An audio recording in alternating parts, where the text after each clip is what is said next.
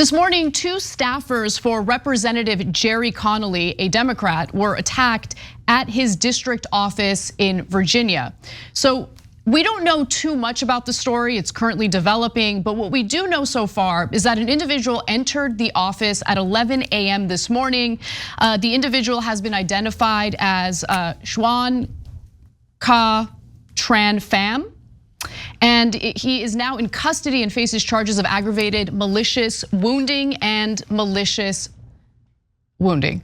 So two charges of malicious wounding for obvious reasons. There were two staffers who were attacked by this individual. So he shows up to the office, asks specifically for the congressman.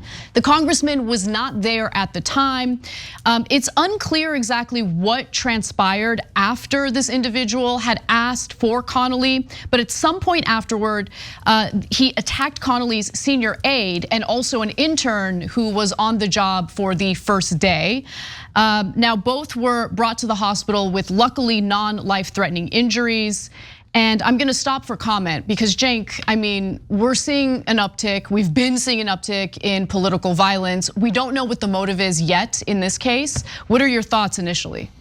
Yeah, look, obviously the thing I'm most concerned about it is political violence. He came in with a metal bat. The reason that you have two similar sounding charges is one guy is malicious wrongdoing, the other one is aggravated because he hit him in the head with the bat. And so potentially serious damage there to those individuals. And the sorry state of our country, I was relieved that it was a bat and not a gun, because God knows how many people he could have killed there. So we keep having political violence over and over again. And look, the right wing doesn't want you to say reality, which is that it's about 89-1 in one direction. The one was that one guy who did the shooting at the Republican softball event. Other than that, it's almost all right wingers that are engaging in political violence. In this case, it's a Democrat that's attacked. Now, we don't know why this guy did it, and it is very likely political, but we don't know, is he right winger, deep right winger, not at all a right winger, just a guy who's, has mental health issues, et cetera. We don't know that yet. But look, one side keeps, and this is happening, by the way, with right wing governments all throughout the world. One side is willing to do violence and the other side is not willing to do violence. And unfortunately, it gives the side willing to do violence some advantage because it scares the other side. And it makes them concerned about getting into politics. It makes them concerned about working in politics, et cetera.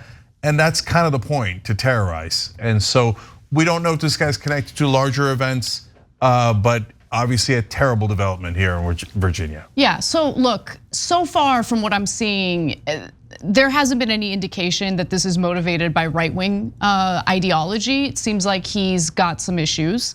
And what do I mean by that? Well, apparently he has claimed that he was imprisoned in a lower perspective based on physics and tortured from the fourth dimension.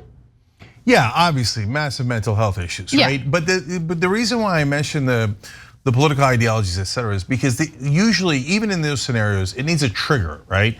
So, and that's why we often use this word that is, if you're not familiar with it, sounds kind of fancy, is a super weird way of saying it, but stochastic terrorism, right? And what that means is stochastic just means random, right?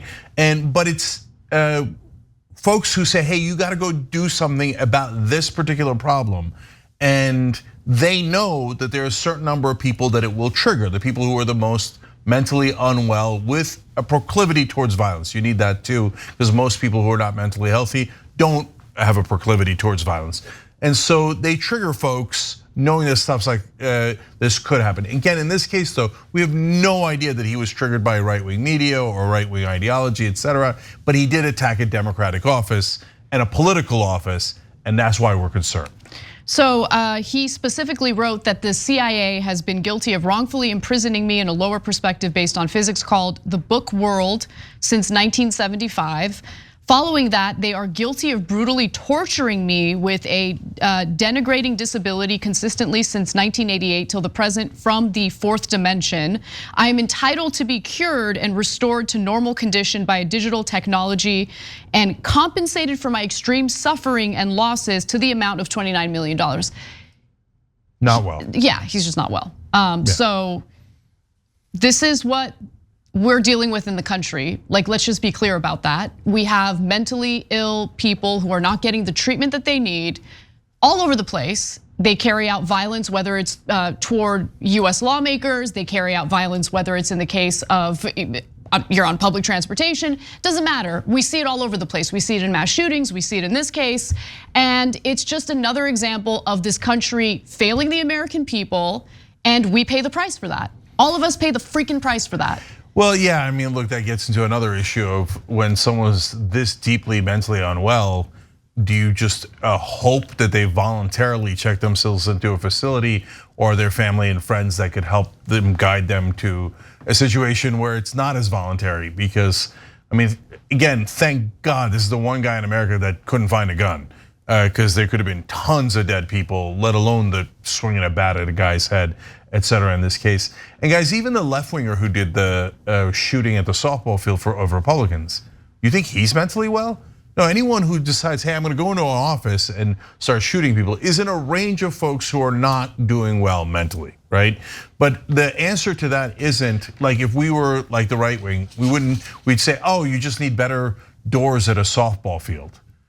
No, most of the time you need gun control. This one's not about guns, and I am worried about him directing it at a political office, but he might have done it to a Republican office holder too, given how deeply unwell he is. He's not making any sense at all. He's not making any sense at all. But in terms of the violence that we're experiencing in this country, political or otherwise, the gun violence in particular, this weird partisan divide where one party is like, no, it's 100% the guns, but that's what we gotta focus on. And then of course the right wing pretends to care about and wanna do something about untreated mental illness in the country. Obviously, whenever they have an opportunity to vote on appropriating the necessary resources to address the issue, they always vote against it. But the point I wanna make is it's both. It's both. Both happen to be a huge problem that need to be addressed, and neither one of them are being addressed. And my point is that it's the intersection of those two things that's the massive problem that we have now. Every country has people within the range of people who are not mentally well. There's a small sliver of people who are prone towards violence. By the way, people who are in the community that wants to protect people who are not doing well mentally, they say, well, hey, don't associate it with mental health. But guys, it doesn't mean the majority of people have that problem. But if you're ignoring the minority that are prone to violence, you're ignoring reality, right? We have to be realistic so that we can get to the problem. But every country has that. Every single country. We're about the only country that says to almost all those folks, here, have a weapon, do whatever you like with it, okay? So in this case, thank God, even though again, he swung a bat and hit a guy's head, America's in such deep trouble that we're like, oh, thank God it wasn't a gun, because then tons of people would have died. And that's the silver lining in this horrific story. And that's the sorry state that America's in, unfortunately. Thanks for watching The Young Turks, really appreciate it. Another way to show support is through YouTube memberships. You'll get to interact with us more. There's live chat emojis, badges.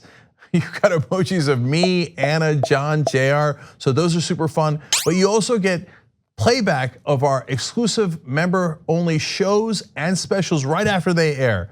So all of that, all you gotta do is click that join button right underneath the video. Thank you.